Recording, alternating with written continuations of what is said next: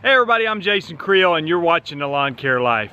You know, I get asked a lot of questions about lawn care, but other than lawn care, probably the topic I get asked about the most is YouTube. People want to know, how does the YouTube thing work? Can you actually make money on YouTube? And so I thought I would take a video and sort of explain to you, if you're not a YouTuber or a YouTube creator, explain to you how this thing kind of works from our perspective and give you a little insight into how the whole YouTube thing works. Let's talk about it. So I've been on YouTube for about 8 years now, and I didn't start to look at a way to make money. I just started from a friend of mine who talked to me about using YouTube and other internet content to help boost my SEO rankings. So search engine optimization, help show up better in the rankings on Google. I guess indirectly that is a way to make money, but through doing that, I began making videos, and over the past several years been putting a little more time into it, learning a little bit more about it, and it's something that's sort of become a side business and also a hobby along with my lawn care business. So if you're not familiar with how YouTube works, being a YouTube creator, yes, you do actually make money from YouTube, or you can if you want to. And how that works is, the simple answer, and this may sound a little elementary if you're familiar with this, but YouTube's owned by Google, and Google obviously is huge into the advertising business. And so when you see a video play, a lot of times at the beginning there's an ad, and it might let you skip it after 5 seconds. Sometimes it won't let you skip it. Maybe during the video some type of ad pops up. These are ads that are done by Google, so the advertisers are not paying me directly. Google is paying me, and they place the ads based on you, the user. So if you go look at a steel string trimmer, then it's likely that a steel advertisement might pop up on your screen. If you go look at unicycles, then maybe unicycles pop up on your screen, okay? So, you know, they track you on the internet, and they put ads up appropriate to what you have been looking at on the internet. And based off those ads, there's a certain amount of revenue that comes in. Now, is it directly related to the number of views? Well, I would say yes and no. So if you get, let's just say a video gets 10,000 views, you're gonna get a certain amount of money based on that. But it's not the same depending on which video you're doing, or which category your video would fall in. So for instance, in lawn care, there are advertisers willing to spend money in lawn care. So you might get a little bit higher rate per view in lawn care than you would in some other sphere where there's not a lot of advertisers willing to spend money in that area of influence. There's other ways that YouTubers generate revenue. You know, like for me, I do lawn care courses. I started a coaching program, do a live event. So there's things like that that people do, but they also have what they call affiliate programs. And maybe you're familiar with these, maybe you're not, but the biggest example out there is Amazon has an affiliate program. So you can virtually link to almost any product on Amazon, and it's tied to your affiliate link. The person who buys the product doesn't pay anymore, but we would get a small commission if they went through that link. So I have like a dedicated Amazon page where I have all these recommended lawn care products. And this is where it gets tricky. So I put that link in the description of the video a lot of times, and people say, okay, I want to see which products Jason recommends. If they buy one, then I get a commission. Now you can think, these people that have millions and millions of subscribers and do tons of videos, and they have such an influence, they really make a lot of money. I mean it's not secret information. It's publicized how much money some of the top earners make on YouTube, and it's millions and millions of dollars a year that people are generating from YouTube. So it can be lucrative. You can start monetizing your videos early on. I do think there are some minimal requirements, and you'll make a little bit of money off of having a video if you want to do it. But it's like anything, it's a lot of work. You put a lot of time and effort into it. Eventually it can be rewarding, and for some people, and some people it's not. I would say don't do it unless it's something you actually enjoy doing. I want to mention something else about YouTube. You know, a big part of YouTube is entertainment. I try to provide value and information on there, but at the same time, you have to provide something that people are willing to watch. So let me give an example.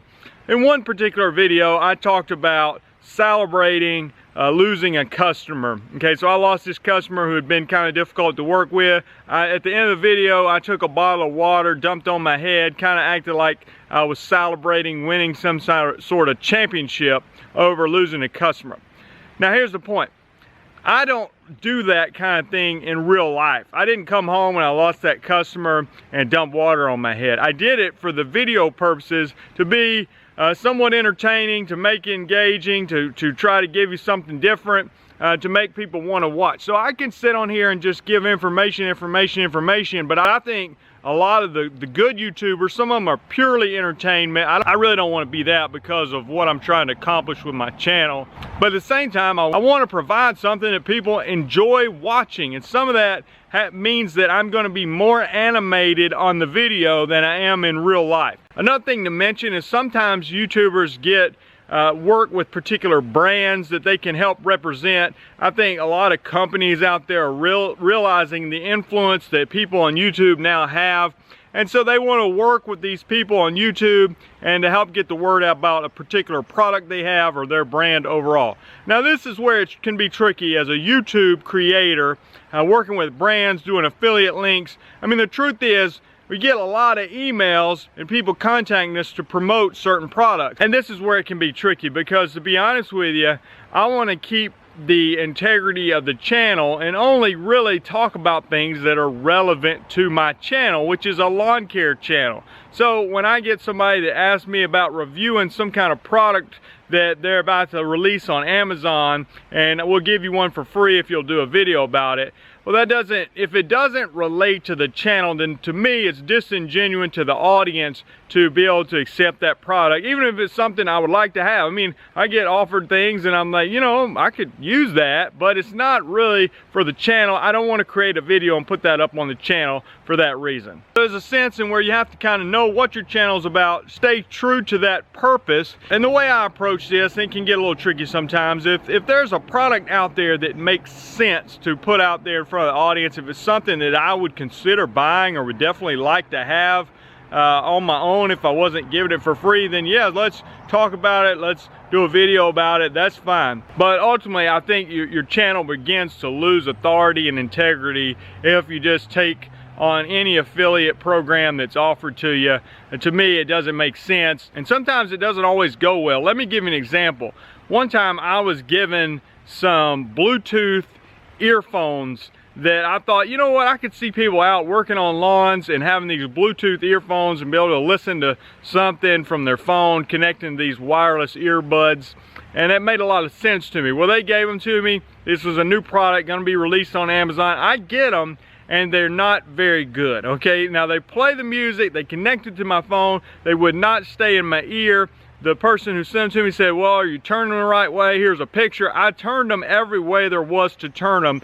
They simply would not stay in your ear. It was a poor design that needed to go back and be redesigned. And so I told them, I said, listen, I'm sorry, I can't do a video about this. I mean, I don't want to do a video just telling how poorly designed they were. So I literally threw them in the garbage. They were not usable like they were. I'm not going to put tape on them to hold them in my ear. One other thing I want to mention about YouTube is YouTube likes for the creators to make a lot of videos. I mean, they're in the advertising business, so the more time people are spending watching videos, the more money I guess they're making on advertising. So they really like the creators to make more and more videos. So what happens is, if I go a week and don't create a video, my channel will begin to drop in views, because YouTube can promote your videos through these suggested videos that pop up on your screen. And so if you don't create videos, YouTube begins to not promote your channel as much.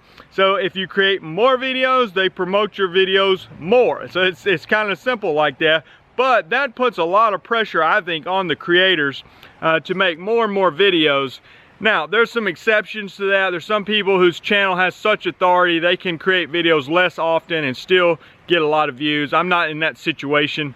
That becomes a challenge, trying to produce regular content but also keep the quality of the content up. So your regular content, so YouTube will promote your channel but make it quality so that people don't begin to tune you out. It's tricky. In conclusion, yes, you can make money on YouTube. YouTube takes a lot of effort. There's some people that are a lot better at it than I am, and some people that do very well at it. It's something that I enjoy for the most part. It has become somewhat of a side business for me. I still work full-time in my own lawn care business, but I enjoy doing YouTube and hope to continue doing it for a long time. I'm Jason Creel. I hope this helps you understand what goes on behind the scenes a little bit for us YouTube creators. Ask any questions you want in the comments below. If you haven't done so, subscribe to the channel. I'll continue providing helpful content to you, and I'll talk to you guys later. Bye.